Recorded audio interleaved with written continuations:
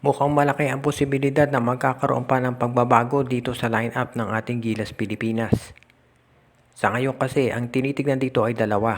Unang-una, ito si Renz Abando ay baka bigyan ng clearance nitong Korean Basketball League na maglaro para sa ating bansa sa darating na Asian Games. At kapag yan ay nangyari, syempre bibigyan daan yan ni Coach Tim Cone at isasama dito sa ating national team.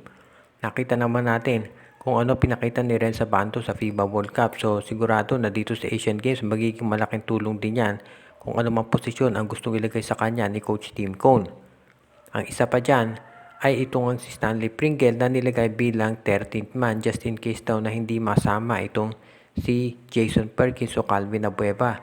Dahil nga hindi nabanggit yung pangalan ni Perkins at Abueva doon sa original 60-man lineup na sinubmit ng Gilas Pilipinas para sa Asian Games. So either ito si Pringle o baka ito si Abando ang madagdag sa ating lineup.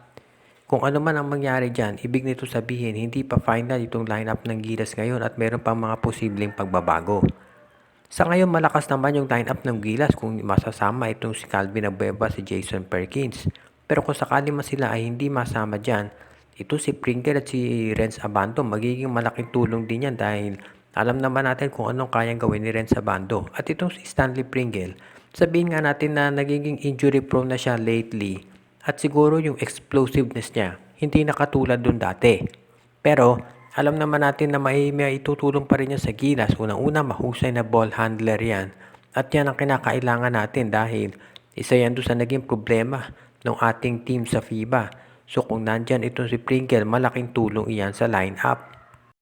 Ano nga ba ang tsansa na itong si Tab Baldwin at itong si Coach Tim Cone ay magsasama ng puwersa para palakasin lalo itong Gilas Pilipinas natin?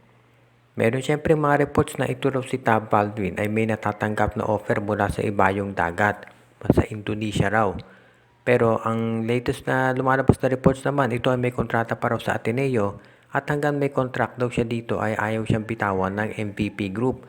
Lalo na ngayon at mukhang may coordinated effort ng SMC at MVP na palakasin talaga itong national team natin dahil silang dalawa na ang humahawak dito sa ating Gilas Pilipinas. At ano nga kaya kung pagsamahin ang puwersa nitong si Tim Cone at si Tab Baldwin? Ever since kasi nung mag-resign ito si Coach Chot Reyes, actually hindi pa nagre-resign si Coach Chot, marami nang nananawagan na dapat either si Tim Cone o si Tab Baldwin na ang maging coach ng Gilas. Dahil syempre Tim Cone winning is PBA coach yan, Tab Baldwin maganda pinakita nung siya ang may hawak dito sa ating national team. So ang sabi nga nung iba, mas maganda kung isa dyan sa dalawa ang maging coach.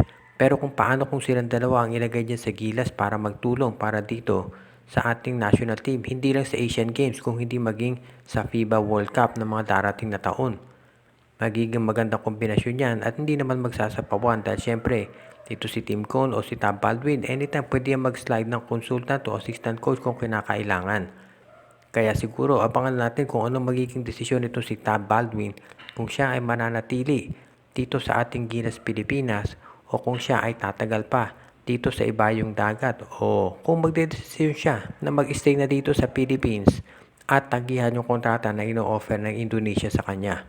So abangan na lang natin kung ano magiging desisyon dito.